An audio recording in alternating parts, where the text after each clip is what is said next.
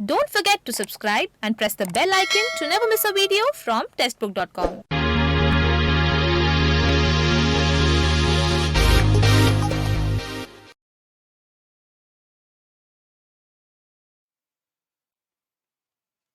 Hello everyone, this is Abhinav Singh, your reasoning mentor, welcoming you all on testbook.com। आप सभी लोगों का बहुत बहुत स्वागत है हमारे इस सेशन में। मेरा नाम है अभिनव सिंह राजावत और मैं आपका रीजनिंग मेंटर आप सभी लोगों के साथ एक बार फिर से यहाँ पे कनेक्ट हो रहा हूँ हमारे इस प्लेटफॉर्म पे। आज हमारा जो डिस्कशन होगा इस क्लास में उसके किस बारे में होगा, जैसे कि आप देख सकते हो स्क्वायर अरेंजमेंट लिखा हुआ है। अभी स्क्वायर अरेंजमेंट का मतलब है यहाँ पर स्क्वायर टेबल पर बेस्ड अरेंजमेंट, मतलब सीटिंग अरेंजमेंट के क्वेश्चन आप लोगों ने देखे होंगे। सर्कुलर टेबल पर पूछे जाते हैं, रो पे पूछे जाते हैं, उसी तरह एक स्क्वायर टेबल पर भी क्वेश्चन पूछा जाता है। ये क्वेश्चन हम कैसे सॉल्व करें, कितनी आसानी से हम सॉल्व कर सकते हैं, कैसे हमें शुरुआत करनी है, इसमें ऐसा और क्या एक्स्ट्रा इन्फॉर्मेशन होता है जो सर्कुलर टेबल वाले में नहीं दिया जाता है, तो इन सारी बातों को हम यहाँ पर करेंगे। और ऑफ कोर्स मैं आपको यहाँ पर कुछ टिप्स या ट्रिक्स दूंगा, क्वेश्चन सॉल्व करते हुए ही बताऊंगा आपको कि किस लाइन से शुरू करना चाहिए, कौन से स्टेटमेंट को पहले यूज़ करना चाहिए, कौन से स्टेटमेंट को बाद में यूज़ करना चाहिए, और कितनी जल्दी आप ये क्वेश्चन बना सकते हैं। मल्टीपल डायग्राम बनाने से हमें बचना चाहिए। और वोकैबलरी की अगर मैं बात करूं कि जो हमें यहाँ पर इंस्ट्रक्शंस दिए जाते हैं पैराग्राफ में, उसमें किस किस पर्सन की पोजीशन या किसके बारे में क्या इन्फॉर्मेशन दी जा रही है, जैसे हु का यूज़ होता है, एंड का यूज़ होता है, बट का यूज़ होता है, ये सब क्या है, तो इसके बारे में हम पूरा बात करेंगे। पूरा सेशन देखिएगा लास्ट तक और काफ़ी कुछ क्वेश्चंस की हम यहाँ पर प्रैक्टिस भी करेंगे। तो पेन पेपर लेकर के रेडी रहिए, ईयरफोन लगा लीजिए और कोई भी डिस्टर्बेंस नहीं होना चाहिए। आधे घंटा 45 मिनट का सेशन है, आराम से देखेंगे, सारे क्वेश्चन सॉल्व करेंगे, ठीक है। तो चलिए शुरू करते हैं। पहला क्वेश्चन देखो आपके स्क्रीन पर है।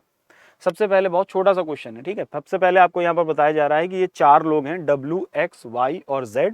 ये एक स्क्वायर शेप्ड टेबल के चारों तरफ बैठे हुए हैं और इसमें ये बताया जा रहा है कि W जो है, अब देखो इसमें ये नहीं बताया कि लोग कॉर्नर पर बैठे हैं या मिडिल पे बैठे हैं। जैसे कि अगर मैं यहाँ पर इसको अरेंज करता, स्क्वायर टेबल कैसा होगा सर, स्क्वायर टेबल सर ऐसा होगा, ठीक है। चलो बढ़िया, तो चार लोग यहाँ पर भी बैठ सकते हैं, 1 2 3 4, ये हो सकते हैं चार लोग, या चार लोग कॉर्नर पर बैठ सकते हैं, 1 2 3 4, तो चार कॉर्नर पे भी हो सकते हैं या चार मिडिल पे हो सकते हैं। अभी यहाँ पर ऐसा कुछ इन्फॉर्मेशन तो दिया नहीं, तो आप कैसे भी इसको सपोज कर सकते हैं। अब यहाँ पे कह रहा है कि W sitting to X immediate right. अब X के इमीडिएट राइट में है, लेकिन अगर इनसाइड देख रहे हैं या आउटसाइड देख रहे हैं, ऐसा कुछ नहीं दिया हुआ है। तो ये खाली एक सिंपल सा क्वेश्चन बस ये है, ये आपको समझाने के लिए कि आप इसमें चार लोगों की पोजीशन स्क्वायर टेबल पे चारों तरफ मानिए, सब लोग एक ही दिशा में देख रहे हैं, इतना मान के चलेंगे। तो मैं बात कर लेता हूं, जैसे मान लो कि ये एक डाइनिंग टेबल है, चार लोगों की एक जो डाइनिंग टेबल होती है, मान लेते हैं ये वो है, चार लोगों की डाइनिंग टेबल है और ये चारों लोग जो डाइनिंग टेबल के चारों तरफ बैठे हुए हैं, ये सभी सेंटर की तरफ देख रहे हैं। ये मैं ऐसे बना रहा हूं। सबसे पहले कह रहा है कि W is sitting X immediate right, X के इमीडिएट राइट में W होना चाहिए। तो X के इमीडिएट राइट में, जैसे मान लीजिए X मैंने यहाँ पर सपोज किया और इसके इमीडिएट राइट में मैंने यहाँ पर W लिख दिया। किसी को कोई कंफ्यूजन, कोई गलती, कोई दिक्कत नहीं है ना। X के इमीडिएट राइट में W हो गया। फिर कहता है कि Y is sitting Z immediate left, तो Y Z के इमीडिएट लेफ्ट में है, तो Y Z के इमीडिएट लेफ्ट में, तो Z जैसे मान लेते हैं यहाँ पर और Z के इमीडिएट लेफ्ट में Y आप यहाँ पर मान लीजिए, तो Y जो है वो Z के इमीडिएट लेफ्ट में हो जाएगा। तो ये देखो ये अरेंजमेंट हमने बना दिया यहाँ पर। ये देखो भाई, ये Y है, ये W है, ये X और ये Z है, ठीक है। अब आप यहाँ पर देखो, which of the following statement is false, कौन सा स्टेटमेंट गलत है। दिए गए चार ऑप्शंस में से कौन सा स्टेटमेंट गलत है। पहला, X is to the left of Z। X is to the left of Z का मतलब इमीडिएट लेफ्ट है यहाँ पर, ठीक है, वरना तो लोग राइट में भी आएंगे, लेफ्ट में भी आएंगे, यहाँ पर इमीडिएट का सेंस है। X is to the immediate left of Z, तो Z के क्या इमीडिएट लेफ्ट में नहीं, Z के इमीडिएट राइट में है X जो है वो Z के इमीडिएट राइट में, ये कैंसिल कर देते हैं। Z क्या X और Y के बीच में है, तो Z जो है वो X और Y के बीच में ही है ना, ये सही है। Z जो है वो X और Y के बीच में ही है। तीसरा पढ़िए, W क्या X और Y के बीच में है, W X और Y के बीच में है, ये भी बिल्कुल सही बात है, ये वाला भी सही है। फिर Z क्या W को फेस कर रहा है, तो यस Z जो है वो W को फेस कर रहा है, ये भी बिल्कुल बात सही है। तो इसका मतलब दूसरा, तीसरा, चौथा स्टेटमेंट सही है, पहला वाला जो है वो गलत है। पहला गलत है, बाकी दूसरा, तीसरा, चौथा ये क्या है, बिल्कुल सही है। आइए चेक करते हैं। यस, तो हमने देखा कि पहला वाला फॉल्स है, तो दिस इज द रीजन कि हमने ऑप्शन नंबर 1 को चूज किया और बाकी सब गलत है। बात समझ में आ चुकी है सभी लोगों को, कोई दिक्कत नहीं, कोई प्रॉब्लम नहीं, बहुत आराम से अगला क्वेश्चन देखते हैं। यहाँ पर देखिए, अमंग 8 हाउसेज, अभी आपको बताया जा रहा क्वेश्चन थोड़ा सा बड़ा हो गया है, ठीक है। पहला बस आपको इंट्रोडक्शन दे रहा था स्क्वायर टेबल का, ये क्वेश्चन आपको काफी बड़ा लग रहा होगा अभी, लेकिन ऐसा नहीं है कि नहीं बनेगा, आराम से हम बना सकते हैं। वीडियो पॉज करिए, पूरा क्वेश्चन अपने आप सॉल्व कीजिए, देखिए बना पा रहे हैं कि नहीं बना पा रहे हैं। बन जाता है तो ठीक है, नहीं बनता है तो मैं इसको सॉल्व कर रहा हूँ, मेरे साथ साथ आप भी कीजिए। 8 लोग हैं, 8 लोग नहीं है, 8 हाउस हैं, ठीक है, ABCDEFGH। 4 हाउस जो हैं वो कॉर्नर पर हैं, जबकि 4 जो हैं 4 houses are situated at the corners of the square shaped garden. The remaining 4 houses are situated in the middle of the each side of the square. ठीक है, तो आप इसमें सबसे पहले तो एक स्क्वायर टेबल बनाओगे, ये इस तरीके से स्क्वायर टेबल बनेगा, ठीक है। अब इसमें 4 लोग हैं, तो 4 लोग क्या मतलब 4 हाउस हैं, तो 1 2 3 4 हाउस, तो एक तो ये हो गए 4 हाउस, बाकी के 4 जो होंगे वो होंगे 1 2 3 4, तो 1 2 3 4 5 6 7 8, टोटल 8 हो गए। तो ये हमारे पास टोटल आउट हाउसेस की पोजीशन इस तरीके से होगी। काफी हद तक सिमिलर है सर्कुलर अरेंजमेंट का ही, बस यहाँ पर 2 बातें आ जाती हैं। पहला तो लोग मिडिल पे बैठे हैं, दूसरा लोग कॉर्नर पर बैठे हैं, बाकी सब सेम है, जैसा सर्कुलर अरेंजमेंट होता है वैसा ही है, बाकी सब सेम है। अब देखिए यहाँ पर क्या कह रहा है, यहां तक तो केवल आपको बताया जा रहा था कि लोग कैसे कहां बैठेंगे, है ना। असली इंफॉर्मेशन यहां से शुरू होती है। तो क्वेश्चन लग रहा है काफी बड़ा, लेकिन आधा आधा कर दीजिए इसको। शुरुआत की आधी बात तो केवल यही बता रही थी कि लोग कैसे कहां बैठेंगे, अब यहां पर आके इंफॉर्मेशन शुरू होती है। All houses face the centre of the square, सभी केंद्र की ओर देख रहे हैं। सबका फेस किधर है, केंद्र की ओर है। सबका फेस किधर है, केंद्र की ओर है। सबका फेस किधर है, सबका फेस सेंटर की ओर है, केंद्र की ओर है। अब शुरू करो। पहली इंफॉर्मेशन बी ए और एच के बीच में है, तो बी ए और एच के बीच में है, तो बी कॉर्नर पर है कि बी सेंटर पर है, बी मिडिल पर है कि बी कॉर्नर पर है, ये तो पता नहीं है। तो क्या आप इस लाइन से शुरुआत करना चाहेंगे? मेरे हिसाब से नहीं, रुकिए आगे पढ़िए। F is to the immediate left of G, F G के इमीडिएट लेफ्ट में है, लेकिन G कहां है, कॉर्नर पर है या मिडिल पर है, नहीं पता, रुकिए और आगे पढ़िए।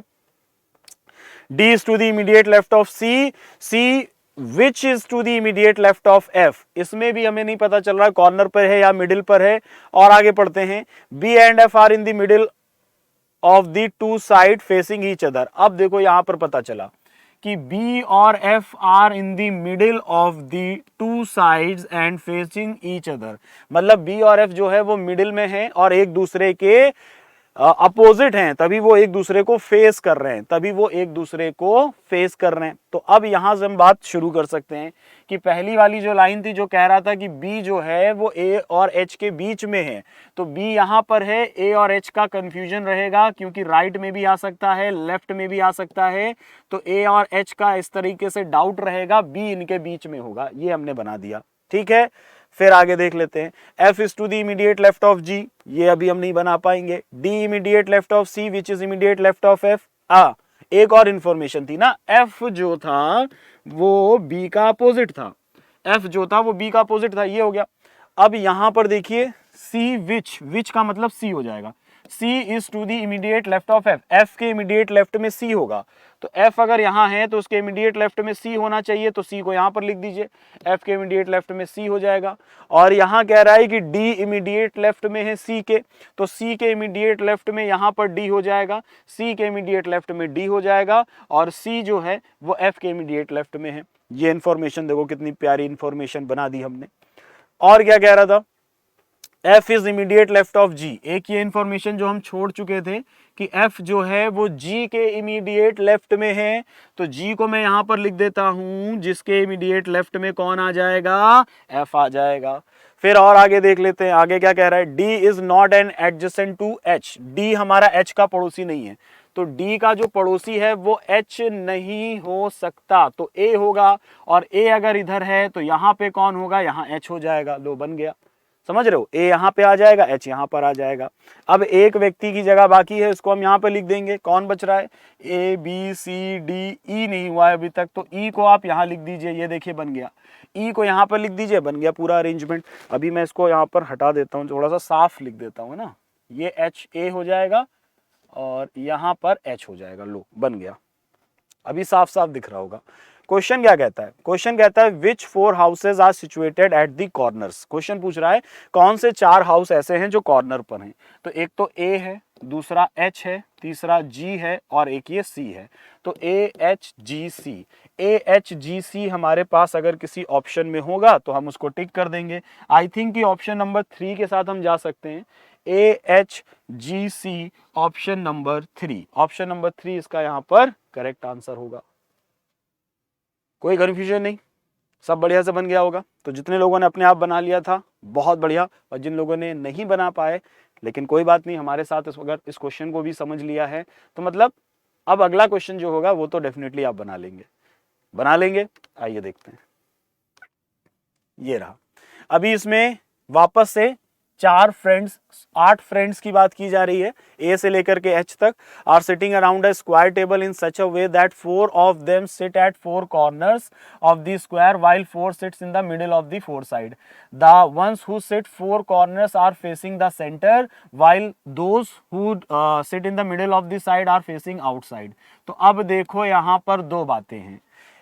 अब ये क्वेश्चन थोड़ा सा लेवल बढ़ा रहा है ना। तो क्वेश्चन अगर हम बढ़ रहे हैं आगे वीडियो में तो लेवल भी बढ़ना चाहिए। तो देखो इसमें भी वही बात है, सबसे पहले तो एक स्क्वायर टेबल, रेक्टेंगुलर टेबल कुछ भी आपको बताई जाएगी।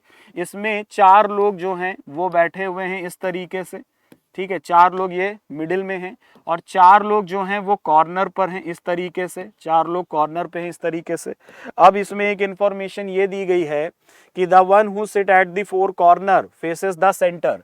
तो कॉर्नर वाले जो हैं वो सेंटर की तरफ देख रहे हैं, कॉर्नर वाले जो हैं वो सेंटर की तरफ देख रहे हैं, कॉर्नर वाले सेंटर की तरफ देख रहे हैं, और जो मिडिल में हैं वो बाहर की तरफ देख रहे हैं, और जो मिडिल में है वो बाहर की तरफ देख रहे हैं। तो क्वेश्चन का लेवल बढ़ता हुआ लग रहा होगा आपको, लेकिन घबराने की कोई ज़रूरत नहीं, ये भी बनेगा, बहुत आराम से बनेगा। वीडियो पॉज करिए, अपने आप सॉल्व कीजिए, देखिए बनता है कि नहीं, और नहीं बनता है तो हम तो हैं ही, हमारे साथ अरेंज करेंगे। तो चलिए शुरू करते हैं।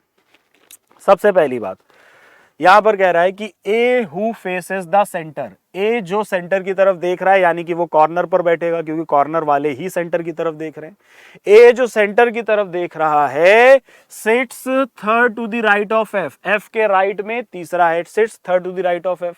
ए जो सेंटर की तरफ देख रहा है तो ए कहीं पर भी रख सकते हैं, इन चारों में से किसी भी एक जगह पर रखा जा सकता है। मतलब क्या हम शुरुआत कर सकते हैं सर? बिल्कुल कर सकते हैं सर, शुरुआत की जा सकती है। ए सेंटर की तरफ देख रहा है और ये यहां पर इस वजह से है क्योंकि ये एफ के राइट में तीसरे नंबर पर है। अब एफ यहां पर कहां रख सकते हैं? 2 गैप के बाद अगर एफ में यहां पर लिखूंगा तो एफ के राइट में तीसरे नंबर पर हो जाएगा क्योंकि ये तो बाहर की तरफ देख रहा है। और अगर 1-2 गैप के बाद एफ मैंने यहां पे लिखा तो क्योंकि ये बाहर की तरफ देख रहा होगा तो ये इसके लेफ्ट में जाएगा, राइट में नहीं जाएगा, लेफ्ट में जाएगा, तो गड़बड़ हो जाएगा। तो एफ आप यहां पर लिख दीजिए, एफ यहां पर है जिसके राइट में तीसरे नंबर पर ए है, और ये राइट में इसलिए क्योंकि ये बाहर की तरफ देख रहा है। ये बन गया ए और एफ। आगे बढ़ो। E who faces the centre is not an immediate neighbour of F. E जो सेंटर की तरफ देख रहा है, ई जो सेंटर की तरफ देख रहा है, ई हु फेसेस सेंटर मतलब ई जो केंद्र की ओर देख रहा है वो एफ का पड़ोसी नहीं है। ई जो केंद्र की ओर देख रहा है वो एफ का पड़ोसी नहीं है। तो ई केंद्र की ओर देख रहा है तो 1 2 3 इन तीनों में से कोई एक जगह होनी चाहिए ई की। ई जो केंद्र की ओर देख रहा है इन तीनों में से कोई एक जगह होनी चाहिए, लेकिन वो एफ का पड़ोसी नहीं है। तो एफ का पड़ोसी नहीं तो ये दोनों ई नहीं होगा, तो ई इसका ये हो जाएगा। सही बात है, ई यहां पर आ जाएगा। अब आगे पढ़ो। केवल एक व्यक्ति है जो एफ और जी के बीच में है, केवल एक व्यक्ति है जो एफ और जी के बीच में है। तो एफ यहां है, एक गैप के बाद जी ऊपर भी हो सकता है, एक गैप के बाद जी नीचे भी हो सकता है, एक गैप के बाद जी ऊपर भी हो सकता है और एक गैप के बाद जी नीचे भी हो सकता है। ठीक, अब क्या करें और आगे देखो। बी फेसेस द सेंटर, भाई बी सेंटर की तरफ देख रहा है तो बी इन दोनों में से किसी एक जगह पे आ सकता है। अभी यहां भी कंफर्म नहीं है, कोई बात नहीं। कभी कभी क्या होता है, पहली लाइन पढ़ी समझ में नहीं आया कहां बनाएंगे, दूसरी लाइन पढ़ी, ये भी कंफर्म नहीं है, तीसरी लाइन पढ़ी, ये भी कंफर्म नहीं, और उसी में इतना ज्यादा अपने आप को परेशान कर लेंगे कि अरे बाप रे बाप ये कैसा क्वेश्चन है।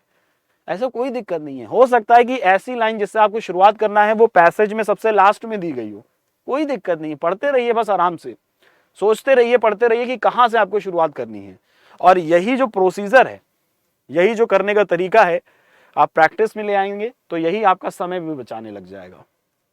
अब जैसे आगे वाली लाइन थी, अभी मुझे पता नहीं काम आ रही, कोई बात नहीं, आगे पढ़िए। C is not an immediate neighbour of A. आखिरी वाली लाइन देखो, कह रहा है कि सी ए का पड़ोसी नहीं है, तो सी अगर ए का पड़ोसी नहीं है तो सी यहां नहीं आ सकता, सी यहां नहीं आ सकता, सी ए का पड़ोसी नहीं हो सकता। अब मामला फंस गया है बी का, बी सेंटर की तरफ देख रहा है, इन दोनों में से किसी एक जगह पे होगा, तो अब क्या करें, प्लेस करके देख लो, कोई दिक्कत वाली बात नहीं है। मान लेते हैं कि बी यहां पर है, मान लेते हैं, सपोज कर रहे हैं, अगर यहां नहीं होगा तो डेफिनेटली यहां पर होगा। अगर यहां पर बी को रखते हैं तो डी सेकंड राइट में है बी के सेकंड राइट में होना चाहिए, तो बी अगर मैं यहां पे रखूंगा तो फर्स्ट सेकंड राइट में यहां पर डी आ जाएगा। अगर मैंने बी यहां लिखा होता तो इसके राइट में सेकंड नंबर पर क्या हम डी रख पाते, नहीं रख पाते, क्यों, क्योंकि ई बैठा हुआ है, मतलब बिल्कुल सही है, बी यहां पर और बी के सेकंड राइट में डी यहां पर आएगा। सी अगर ए का पड़ोसी नहीं है तो सी को यहां पे रखना चाहिए, तो सी को यहां पर लिख दीजिए, सी ए का पड़ोसी हो गया, सॉरी सी ए का पड़ोसी नहीं है तो यहां पर आ जाएगा सी। अब आपके पास इन दोनों में किसको कहां रखना है, बस ये देखना है। कोई लाइन छूटी हुई थी क्या, कोई लाइन छूटी थी, ओनली 1% एफ और जी, हाँ एफ और जी के बीच में एक व्यक्ति आना था, एफ और जी के बीच में एक व्यक्ति आना था, तो एफ यहां पर है, नीचे तो नहीं, सी आ चुका है, ऊपर लेकिन जा सकते हैं, एफ और जी के बीच में एक व्यक्ति, ये देखो एफ और जी के बीच में एक व्यक्ति आ गया। अब जो बचेगा वो यहां पे लिख देंगे, कौन बच रहा है, A B C D E F G H, तो A B C D E F, G के बाद यहां पर एच हम ला सकते हैं, लो बन गया, पूरा का पूरा अरेंजमेंट तैयार है। क्वेश्चन क्या पूछ रहा है, क्वेश्चन है क्या यहाँ पर, क्वेश्चन यहां नहीं है सर, क्वेश्चन नेक्स्ट स्लाइड में है, तो आइए देखते हैं कि क्वेश्चन क्या है। क्वेश्चन ये है कि who among the following sits opposite to A, A के अपोजिट में कौन बैठा है, तो पीछे चलते हैं। ए के अपोजिट में सर कौन बैठा है, तो सर ए के अपोजिट यानी कि ये इस तरीके से होगा डायगोनल अपोजिट, तो सर ए के अपोजिट में डी बैठा है, और डी का मतलब आंसर इसका ऑप्शन नंबर 1 होगा। यस, ये देखिए करेक्ट आंसर ऑप्शन नंबर 1 पे दिया हुआ है। ओके, कोई कंफ्यूजन नहीं है। अच्छा, आगे बढ़ने से पहले मैं आप लोगों को ये बताना चाहता हूं बच्चों कि आप यहां पर एक बात तो समझ रहे होंगे कि क्वेश्चंस खाली 2 या 4 लगाने से आप इसमें कमांड हासिल नहीं कर पाएंगे। आपको चाहिए रेगुलर प्रैक्टिस, क्योंकि हर एक क्वेश्चन दूसरे से अलग होगा। इसमें कोई किसी के राइट या लेफ्ट में है तो दूसरे में कोई किसी के अपोजिट में या कुछ और इन्फॉर्मेशन देगा, सब में अलग अलग बातें होंगी, और उसके लिए आपको चाहिए कुछ बढ़िया सेट ऑफ क्वेश्चन जिनकी आप तैयारी करके अपने आप को बेहतर बना सकें। उसके लिए हम आपकी हेल्प करते हैं टेक्स्ट बुक पास के थ्रू। ये क्या होता है सर, तो टेक्स्ट बुक पास जब आप ले लेते हो तो आप लोगों को बहुत सारे मॉक टेस्ट मिल जाते हैं, बहुत सारे मॉक टेस्ट मिल जाएंगे, सब्जेक्ट वाले भी मिल जाते हैं, पूरे पूरे एग्जाम के भी मिल जाते हैं, तो आपको बहुत फायदा मिल जाता है। तैयारी करने के लिए आज के टाइम पे आपको ऑनलाइन आना ही पड़ेगा, क्योंकि इतनी जल्दी एग्जाम के जो क्वेश्चंस अपडेट हो रहे हैं वो अब ऑनलाइन ही प्रोवाइड हो सकते हैं आपको, क्योंकि जो पिछले साल पेपर आया था और इस साल जो पेपर आ रहा है उसमें काफ़ी फ़र्क है।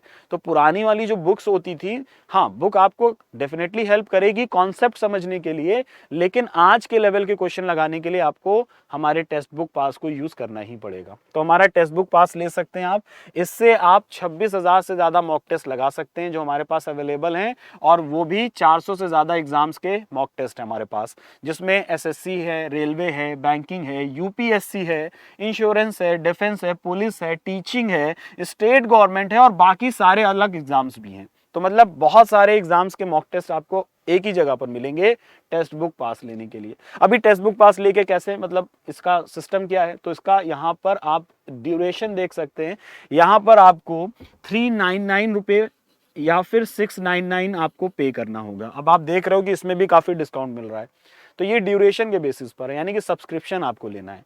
अभी बहुत अच्छा मौका है, अगर आप अभी फिलहाल ये वीडियो देख रहे होंगे आजकल में, तो ये 1 साल की वैलिडिटी होती है। 399 वाले पास की जो वैलिडिटी होती है वो 1 साल की होती है, लेकिन इसमें अभी आपको 6 महीने एक्स्ट्रा मिल रहे हैं। तो 1 ईयर प्लस 6 मंथ्स आपको एक्स्ट्रा मिल रहा है अभी, तो यानी कि ये करीब हो गए 18 महीने। 18 महीने का टेक्स्ट बुक पास जो 399 का है वो आपको 280 का मिल रहा है, और 3 ईयर का जो टेक्स्ट बुक पास होता है 3 साल का जो 699 का होता है वो आपको 490 का मिल जाएगा। ये आपको तब मिलेगा जब आप मेरा कूपन कोड अप्लाई करेंगे पेमेंट करने से पहले। ASRPASS ये मेरा कूपन कोड है, अप्लाई कीजिए, आपको 30% यहाँ पर डिस्काउंट भी मिल जाएगा। ओके एंड यहाँ मैं आप लोगों को बताना चाहता हूँ कि ये आप पास कैसे लोगे, तो एक नज़र जरा इस पे भी देख लेते हैं और उसके बाद आगे की तरफ बढ़ेंगे, क्वेश्चन देखेंगे। ये देखो यहाँ पर ये एक, हाँ आपको कुछ नहीं करना है, आप गूगल पे जाएंगे। देखो या तो हमारा ऐप आपके पास होना चाहिए, ठीक है, या तो हमारा ऐप आपके पास हो, नहीं है तो आप गूगल पे सर्च कीजिए टेक्स्ट बुक सर्च करोगे, हमारा वेबसाइट आ जाएगा सजेशन में सबसे पहले, और फ्रंट पेज पे ही आपको दिखेगा ये। इसको मैं थोड़ा सा जूम इन कर रहा हूं, ठीक है, ये देख लो, ये देखो मंथली टेक्स्ट बुक पास 299 का दिखा रहा है, जो कि मैं नहीं सजेस्ट करूंगा, ये आपको एक्सपेंसिव लगेगा। ये देखिए गोल्डन टिकट है जो मैंने अभी आपको बताया, 18 महीने का टेक्स्ट बुक पास 399 का, और लाइफ टाइम वाला टेक्स्ट बुक पास का मतलब होता है 3 साल का 699। दोनों में से कोई भी आप ले सकते हो जो आपको लगता है। अगर मान लीजिए ये आप लेते हो 18 महीने वाला तो 399 नहीं पे करना है, इसमें डिस्काउंट मिल जाएगा। यहाँ पर देखिए बाई करने से पहले ऊपर यहाँ पर दिया हुआ है अप्लाई कूपन, तो कूपन अप्लाई कीजिएगा, और कूपन अप्लाई करने के लिए आपको यहाँ पर देखिए कूपन कोड आपको डालना होगा ASRPASS, ASRPASS मेरा कूपन कोड है, अप्लाई कर दीजिए और ये देखिए डिस्काउंट हो गया। अभी 18 मंथ वाला जो गोल्डन टिकट है आपका, ये आपका 280 में हो गया, और जो 3 साल वाला पास था वो आपका कितने का हो गया, 490 का हो गया। तो डिस्काउंट अच्छा खासा है, अब जाकर के बाई करिए। और पेमेंट के सारे मोड हैं, वैलेट से भी कर सकते हो, फोन पे से कर सकते हो, गूगल पे से कर सकते हो, debit card, credit card, UPI, net banking, मतलब जिससे चाहे उससे आप पेमेंट कर सकते हैं। फायदा उठाइए टेक्स्ट बुक पास का और बहुत सारे क्वेश्चंस की प्रैक्टिस कीजिए, क्योंकि कॉन्सेप्ट समझ लेना ही पर्याप्त नहीं होगा, आपकी तैयारी को और बढ़ाने के लिए और अच्छा करने के लिए आपको प्रैक्टिस और करनी पड़ेगी। आई होप आप मेरी बात समझ गए होंगे। एक क्वेश्चन और लेते हैं, आप लोगों के स्क्रीन पर है, और इसमें क्या करना है, यहाँ भी स्क्वायर टेबल है, कितने लोग हैं, 8 लोग ही हैं। 4 लोग ऐसे हैं जो कॉर्नर पर हैं और 4 लोग ऐसे हैं जो बाकी साइड पर हैं, ठीक है। तो टोटल 8 लोगों को आप अरेंज करेंगे यहाँ पर, और all of them are facing inside. अच्छी बात यह है कि यहाँ पर सभी लोग इनसाइड देख रहे हैं। सभी लोग कहाँ देख रहे हैं, इनसाइड देख रहे हैं, तो मुझे नहीं लग रहा है कि कोई प्रॉब्लम होगी। बनाना शुरू कर सकते हैं आप। वीडियो पॉज कीजिए, अपने आप अरेंज कीजिए, बन जाए वीडियो वापस से प्ले करिए, नहीं बने वापस से प्ले करके देखिए कि कैसे यहाँ पर अरेंज करना है, और अपने और मेरे तरीके में फ़र्क अगर कोई दिखता है तो वो देखिएगा। कमेंट बॉक्स में बताइएगा कि सर अच्छे से समझ में आ गया है, और आपने जो बताया या हमने जो ये तरीका अपनाया उससे अब आप जल्दी से या आसानी से क्वेश्चन कर पा रहे हैं। तो आइए सबसे पहले देखते हैं 8 लोगों की पोजीशन। सबसे पहले 8 लोगों की पोजीशन के लिए मैं स्क्वायर टेबल बना लेता हूं, और इसमें 1 2 3 4 5 6 7 8, ये 8 लोगों की मैंने जगह बनाई है, ठीक है। एक स्क्वायर टेबल है, 8 लोगों की जगह है, और सब के सब लोग कहाँ देख रहे हैं, इनसाइड देख रहे हैं। तो यहाँ पर मैं ऐसे एरो बना दे रहा हूँ, लेकिन आप एग्जाम में ये चीज़ें मत कीजिएगा, इतना समय नहीं होता है ना, ज़्यादा सजाने की ज़रूरत नहीं है। अब चलिए शुरू करते हैं। यहाँ कह रहा है कि 2 person are sitting between B and C, C who sits at corner. ये अच्छी बात है, सी के बाद दे दिया है हु, सी जो कॉर्नर पर है, तो सी कॉर्नर पर है, कोई भी 4 कॉर्नर में से एक ले लो, कोई भी 4 कॉर्नर में से एक ले लो। जैसे मान लो सी को मैंने यहाँ पर लिख दिया, सी हमारा यहाँ पर है, कॉर्नर पर है, ठीक है, और 2 लोग हैं सी और बी के बीच में, तो 1-2 गैप के बाद बी इधर भी आ सकता है, 1-2 गैप के बाद बी इधर भी आ सकता है, मतलब बी के लिए ये दोनों जगह में से कोई भी हो सकता है। मैं छोटा छोटा लिख देता हूँ बी यहाँ पर, ताकि थोड़ा सा याद रहे कि सी और बी के लिए इन दोनों में से कोई एक जगह हो सकती है। अब कह रहा है E is facing B, E B को फेस कर रहा है, तो ई बी यहाँ है तो ई यहाँ होगा, बी यहाँ है तो ई यहाँ पे होगा। F is sitting second to the right of C, C के सेकंड राइट में F आना चाहिए। F is sitting second to the right of C, C के सेकंड राइट में F आएगा। F इधर होगा सर, हाँ बिल्कुल, क्योंकि सेंटर की तरफ फेस है, राइट ऐसे ही होगा। फिर आगे देख लेते हैं, 3% sitting between F and H, F और H के बीच में 3 व्यक्ति हैं, तो चाहे क्लॉकवाइज देखो चाहे एंटी क्लॉकवाइज देखो, 3 लोगों के गैप के बाद इधर से देखोगे या उल्टा देखोगे, 3 लोगों के गैप के बाद H यहीं पर ही आएगा, F और H के बीच में 3 लोग आ जाएंगे। ठीक, ये हो गया। फिर उसके बाद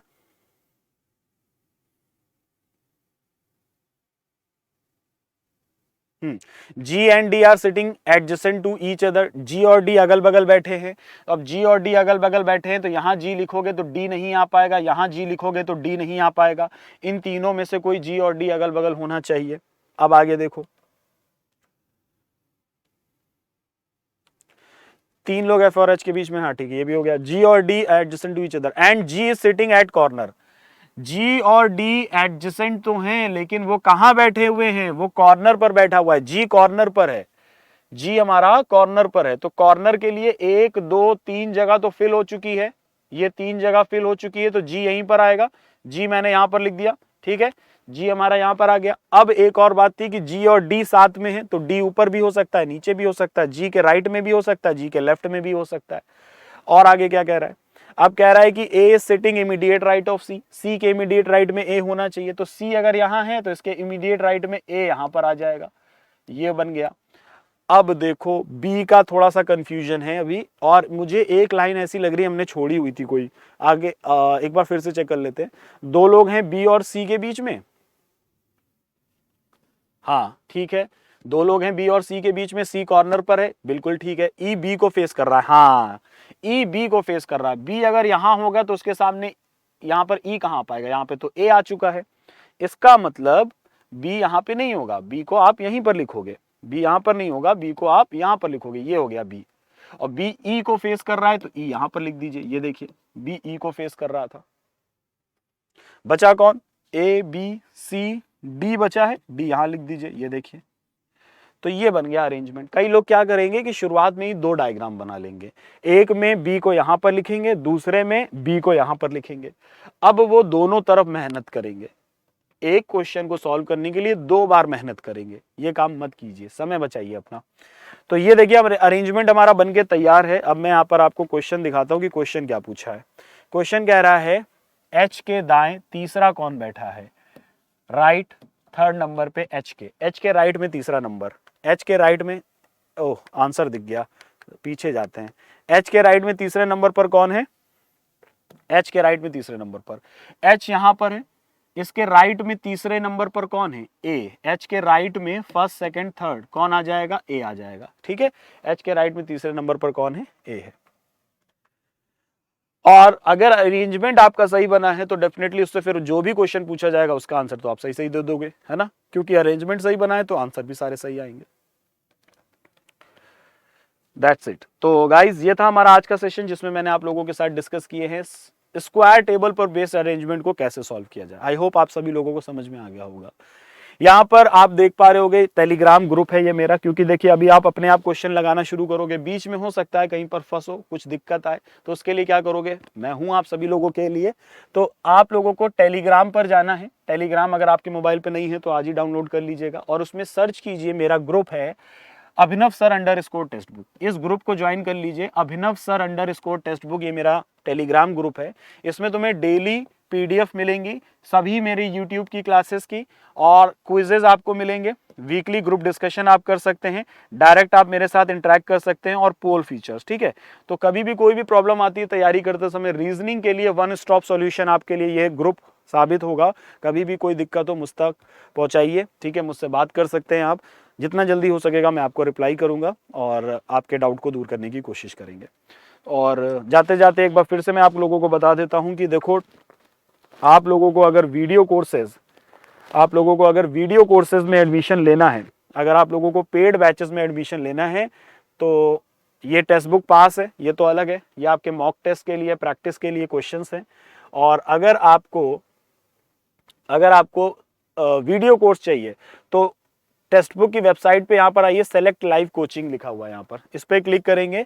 यहाँ पर हमारे बैचेस आपको दिखने लगेंगे। ठीक है, यहाँ पर आपको हमारे बैचेस दिखाई देने लगेंगे और बैचेस आपको दिखाई देंगे कहाँ पर, यहाँ पर। ये देखो upcoming live coaching, upcoming live coaching में आपको हमारे बैचेस दिखाई देने लगेंगे। यस, इसमें एसएससी के एग्जाम के, बैंकिंग के एग्जाम के, पुलिस एग्जाम के, रेलवे एग्जाम के, सभी एग्जाम्स के आपको यहाँ पर हमारे मॉक टेस्ट अवेलेबल मिल जाएंगे। मॉक टेस्ट के साथ साथ आप यहाँ पर वीडियो कोर्सेज भी देख सकते हैं एंड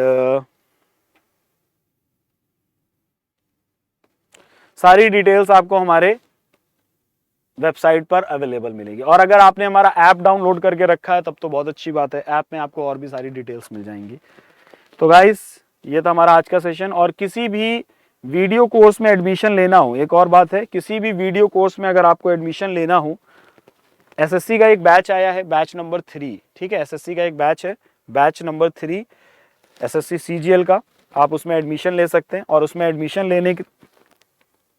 लेते टाइम आप लोग एक कूपन कोड मेरा है वो यूज कीजिएगा, ABHINAV, अभिनव एस मेरा कूपन कोड है, इसको अप्लाई कीजिएगा और इसको अप्लाई करेंगे तो आपको डिस्काउंट मिल जाएगा। अभिनव एस मेरा कूपन कोड है, 20% का फ्लैट आपको डिस्काउंट मिल जाएगा। जा करके चेक कीजिए बैच के बारे में, वेबसाइट पे आपको मिल जाएगा और उसमें जल्दी से जल्दी एनरोल कीजिए। आज की क्लास में बस इतना ही। आई होप आपको समझ में आ गया होगा कि क्वेश्चन हमें कैसे सॉल्व करने होते हैं एंड प्रैक्टिस कीजिए। प्रैक्टिस करने के लिए हमारे मॉक टेस्ट आप लगा सकते हैं, बहुत सारे क्वेश्चन हैं अच्छे आपकी प्रैक्टिस के लिए। इसी तरीके से हमारे सारे सेशंस देखिए, सीखिए और प्रैक्टिस कीजिए। क्लास कैसा लगा आप लोगों को मुझे बताइएगा कमेंट बॉक्स में और अपने दोस्तों के साथ इसको शेयर भी ज़रूर कीजिएगा। इस तरीके के 2 वीडियो और हैं, ये स्क्वायर टेबल पर था, इसी तरह एक सर्कुलर टेबल के ऊपर भी मैंने क्लास लिया हुआ है, वो भी आप देख सकते हैं। रो में लोगों को जब आप अरेंज करते हो, लीनियर बेस्ड क्वेश्चन, वो भी आप कर सकते हो, देख सकते हो, उसके ऊपर भी वीडियो अवेलेबल है। मिलते हैं नेक्स्ट क्लास में किसी दूसरे टॉपिक के साथ। तब तक के लिए अपना ख्याल रखिए, घर पे रहिए, सेफ रहिए, हेल्दी रहिए, इसी तरह ऑनलाइन आकर के पढ़ते रहिए। Bye bye, take care, thanks for watching.